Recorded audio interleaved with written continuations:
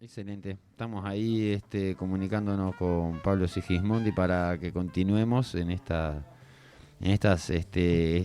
entrevistas que hacemos porque se está presentando este viernes 17 de mayo, ahora nomás, en el Centro Cultural de Córdoba, el espectáculo, la obra Trazos por el Camino. Ahí, ¿lo conoces a Pablo? Lo conozco a Pablo, una persona bastante conocida en Córdoba, eh, geógrafo, fotógrafo, viajero, periodista y un gran narrador de historias. Un viajante, claro, uno de esos hermosos. Que ya lo tenemos en comunicación, Ahora ¿verdad? parece que sí. ¿Estás por ahí, Pablo? Acá Sí, qué estoy. bien. Hola, querido, ¿cómo estás? Buenas tardes, buenas noches.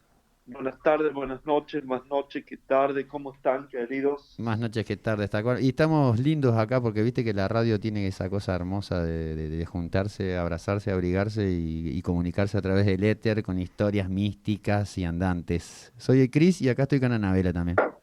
Bueno, un gustazo, Ana. Hola, Ana, querida. Hola Pablo, ¿cómo estás? Pero qué felicidad escucharte, qué felicidad. Gracias a ustedes por esta comunicación. Bueno, nosotros muy contentas de que estés comunicado con la Volatina Radio. Para que nos puedas contar un poquito de qué se trata la presentación del viernes, podemos arrancar por ahí. Recién estuvimos en comunicación con Amira, del grupo Soalam, que nos introdujo un poco en la temática, pero bueno, a ver, contanos qué vas a llevar vos a esa presentación. Bueno, la presentación consiste en una interacción entre la música, la danza de los chicos y las fotografías. Nosotros hacemos como una especie de viaje, diríamos, temático o viaje místico por toda la ruta que hizo el pueblo gitano desde su nacimiento en el subcontinente de la India hasta Europa. Y a lo largo de toda la presentación, en cada uno de los capítulos, los chicos danzan, bailan y yo voy pasando fotografías entre medio sobre cada uno de los destinos, lugares que va pasando la música. Entonces es como una vivencia a través de las imágenes, un poco del sonido que vamos a percibir por Soalam. Bien, sabemos que sos un viajero incansable y que has estado en muchísimos lugares donde te has encontrado con la comunidad gitana, una comunidad que está en muchísimos lugares, en muchísimos países. Contanos esas fotografías de qué comunidades, dónde estuviste con ellos, dónde interactuaste. Ahí recién Amira nos decía que has estado en las casas de las familias, que has podido acceder a la vida más privada, si se quiere, de las comunidades. Sí, efectivamente. Eh, He estado con ellos en la India, he estado con ellos el año pasado en los Balcanes, en Serbia, he estado con ellos en Rumania, en Bulgaria, que son países que tienen una enorme proporción de población gitana, que son los que más población gitana tienen en este momento en el mundo. He podido interactuar también en Turquía, también en Rusia, viajando en el Transiberiano con el pueblo gitano. Y todo eso me permite como entender un poco, diría, desde la vivencia, que en definitiva es el gran aporte que podría hacer a, a la geografía y al viaje, ¿no? Es decir, una cosa es la teoría que uno puede leer, que uno puede estudiar, y muchas veces esa teoría se corrobora o, o no con la realidad que te demuestra cada lugar. Y en esto es lo interesante del viajar, que no es solamente un trasladarse en las coordenadas del tiempo, sino que muchas veces viajar también significa un trasladarse en las coordenadas del espacio.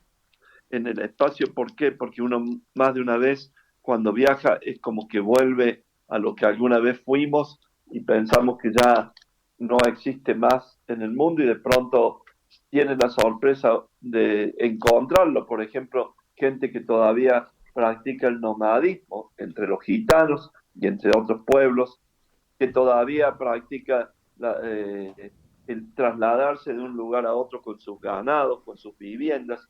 Todo esto hace que también el viaje sea no solamente espacial, sino también temporal, ¿no? Y en ese viaje que decís como de ida y vuelta, ¿qué sentís que siente el pueblo argentino con el pueblo gitano? ¿O qué pasa acá en nuestro territorio? ¿Por dónde atraviesa la cultura? Bueno, en nuestro territorio pasa eh, la lejanía, la periferia, somos un país ubicado en los bordes del mundo.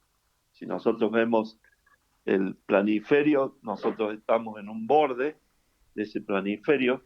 Por ahí eso es muy bueno porque más de una vez nos ha aislado de problemáticas muy graves que han sucedido en el resto de la humanidad, pero también nos da una cierta desconocimiento o malinterpretación de lo que sucede en otros pueblos, en otros lugares, y entre los tantos pueblos y lugares que nosotros como argentinos no conocemos o conocemos a través de terceros o conocemos deformadamente, está el pueblo gitano. Es decir, cuando uno quiere referirse al pueblo gitano en cualquier lugar de estos países por donde vamos a viajar, la India, Turquía, o Rusia, o Palestina, o Serbia, o Rayastán, una región de la India, cuando nosotros nos trasladamos a esos lugares, pero si uno busca concretamente información ahora por la web, pero antes por la bibliografía que existía en las bibliotecas, sobre cualquier sitio de los que nombro, o sobre la problemática, o sobre el pueblo gitano, se va a encontrar que los que escriben esa bibliografía o los que escriben en Internet, mayoritariamente no pertenecen a nuestra cultura, ni siquiera latinoamericana, sino que son gente que tiene que ver con el europeo que en su momento colonizó, que formó imperios, que los imperialismos actuales. Entonces, esa mirada muchas veces es muy deforme, es tergiversada, es profeso con el fin de alguna manera, estigmatizar a esos pueblos, justificar su supremacía, su supuesta supremacía intelectual, justificar su dominio, justificar sus invasiones. Entonces, cuando uno lee del pueblo gitano, por nombrar un lugar en Turquía o en la India, lo va a leer a través de un autor inglés o de un autor europeo o de un autor norteamericano. Y no digo que no sea una realidad, pero es una realidad desde una mirada que es una mirada muy distinta a la nuestra. Es decir, muchas veces en la geografía, en la historia, nuestra mirada está mediada por los ojos imperiales de terceros. Ujú. Y Con los si, ojos, y si de alguna manera, esto de alguna manera se rompe cuando uno tiene la posibilidad de trasladarse al lugar y de ver en directo desde nuestros ojos latinoamericanos, argentinos, esa realidad. Entonces ahí muchas veces cambia completamente los conceptos que uno estudia incluso, porque esos conceptos que se estudian más de una vez vienen dados por ellos mismos, ¿no? No sé si soy claro en lo que quiero Sí, súper, significar. súper claro, Pablo. De hecho, pensaba bueno, en un movimiento que por lo menos en España existe, ¿no? Que es como las personas de las comunidades gitanas empezando a hablar su propia historia. Y me parece, veía algunas fotos y pensaba, bueno, en esta cercanía que nos permite el entendimiento, ¿cómo se hace, ¿no? ¿Cómo haces cuando viajas para generar una cercanía tal de poder hacer un primer plano a una persona, incluso a una mujer gitana, entendiendo que, bueno, hay cuestiones de género que atraviesan fuertemente la comunidad, como a la mayoría de las culturas? Me preguntaba, bueno, en esa cercanía, cómo se logra esa cercanía de entendimiento, pero también para poder dialogar y para poder fotografiar en tu caso. Sobre todo ese entendimiento se logra a partir de la empatía, que a su vez es producto del tiempo, es producto de ir despojados de nuestros preconceptos, de nuestra soberbia muchas veces, incluso de nuestra calidad, superioridad intelectual. Ese acercamiento se logra tratando y muchas veces ese acercamiento, por supuesto, tiene uno de sus pilares en la comunicación. Y por supuesto acá tenemos una barrera muy grande que es la idiomática, es decir, ¿cómo hago yo? ¿Cómo hacemos para comunicarnos con el pueblo romaní de Rajasthan si no hablan absolutamente ninguna lengua cercana a las que nosotros podemos conocer? Porque muchas veces también en esa mentalidad imperial que tenemos, imperio chiquito que creemos ser, y más ahora con la política que estamos viendo a nivel nacional, a veces esa mentalidad cree que porque sabes inglés, por ejemplo, o un idioma europeo, vas a tener que ir al lugar y alguien se va a tener que comunicar con vos en inglés, como si fuese obligación de otro pueblo tener que hablar en inglés.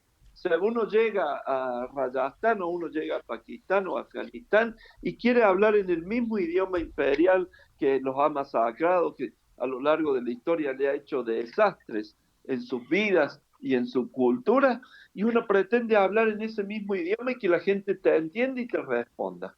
Entonces, ¿qué quiero significar con esto? El idioma pasa a ser algo absolutamente aleatorio, absolutamente secundario. El idioma pasa por otro lado la comunicación, que no es la lengua precisamente, sino que tiene que ver con la capacidad de la empatía, con la capacidad de hablar a través de los gestos, de hablar a través de las miradas, de hablar a través de las sonrisas, de hablar desde el corazón, de hablar del que te está ofreciendo su casa, su vaso de agua, su comida y no rechazarlo. La comunicación pasa por ese otro lugar. Recién ahí, cuando empieza a darse ese diálogo, que es mágico, absolutamente, podría contarles mil historias de eso, pero absolutamente mágico,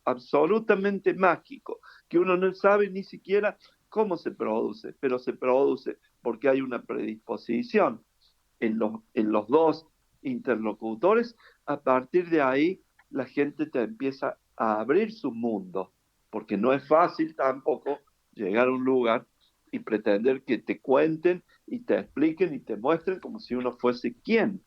Entonces, recién cuando hay esa confianza, que es una confianza que se va ganando con los días, con el tiempo, cuando hay ese vínculo desde el amor, desde la empatía, desde esa comunicación de corazón a corazón, uno empieza a entender, aún sin hablar, y uno empieza a comprender lo que sucede ahí. Y recién después de todo ese proceso, viene o no la fotografía. Es decir, uno no va a sacar fotografías, uno va a que la gente intente en lo posible, si están de acuerdo y si lo ven bien, que la gente te regale su imagen, que es muy distinto. Uno no saca, uno espera el regalo de la gente, que se puede dar o no, la mayoría de las veces sí. Y a partir de ese regalo de la gente es cuando uno puede hacer la fotografía de la mujer, de lo que vos me estás preguntando, Ana, o del niño, o del papá, o de la familia, en absoluta comunión. No es la fotografía que se va a hacer con un largo objetivo desde una ventana vidriada a la distancia, ni es la fotografía que se obtiene como paparazzi, sin detenerse y sin saber. Es una fotografía que tiene justamente toda esa carga anterior, previa de comunicación. Recién ahí se obtiene esa foto. Estamos hablando de corazón a corazón acá con Pablo Sigismondi, increíble escucharte, ¿no, Ana? Es maravilloso esto. Hermoso, gracias, Pablo. Gracias a ustedes, chicos, un honor para mí. Gracias por participar entonces en nuestro programa y poder amplificar esto que va a suceder el viernes 17, ahora el viernes 17 de mayo, en el Centro Cultural de Córdoba, donde Pablo, junto a Grupo Sualam y a Mira, también en danzas, van a estar haciendo trazos por el camino. Así que, bueno, esperamos ir a sumergirnos en este mundo fantástico que proponen. Les agradezco muchísimo la comunicación y sobre todo quiero agradecerle también especialmente a Amira y al Grupo Sualam, que tienen la gentileza, la bondad de permitirme acompañarlos, que me han invitado en este trabajo conjunto que estoy aprendiendo, porque no es fácil. Siempre he hecho en general presentaciones solo, y poder hacer una presentación intercambiando música, intercambiando toda esa riqueza, verla a Mira bailando con un sable de verdad, porque la primera vez yo creía que era un sable de cartulina, y Claro. cuando vi lo toqué era un sable que pesaba, un sable de verdad, que se lo coloca en la cabeza y danza. Ver a los chicos cómo tocan, lo magnífico que hacen ese trabajo, me da una profunda alegría, porque también es una forma de integrarnos, de una forma de comunicación y de comunión que tenemos entre nosotros. A pesar que, les confieso, no tengo idea absolutamente nada de música. Nunca supe música, no sé leer la música, no tengo noción de la música. Y que hoy en día meterme a hacer esta presentación con los chicos de Sualam, realmente para mí es un enorme honor y un orgullo muy grande que siento por la gentileza de ellos de incorporarme a trabajar con ellos. Y bueno, y ojalá que ustedes mañana, pasado mañana, puedan estar en la presentación. El escenario, el lugar a donde vamos a actuar, es muy hermoso, tiene una acústica fabulosa, es muy grande. Realmente es un lugar donde creo que nos vamos a lucir todos, el público sobre todo, y los que estemos ahí para disfrutar un rato de una noche distinta. Gracias, Pablo, te agradecemos un montón. Estuvo Pablo Sigismondi en comunicación con La Volatina. Muchísimas gracias y entonces nos vemos el viernes. Nos vemos el viernes. Chao. Un abrazo. Abrazazo. Bueno, qué divino, qué increíble, qué hermosa nota, qué gana que tenía de escuchar a esta persona, a Pablo, y de amplificar toda la onda gitana que tenemos acá en el Valle de Parabachasca, que se va para la capital. Che, nos vamos.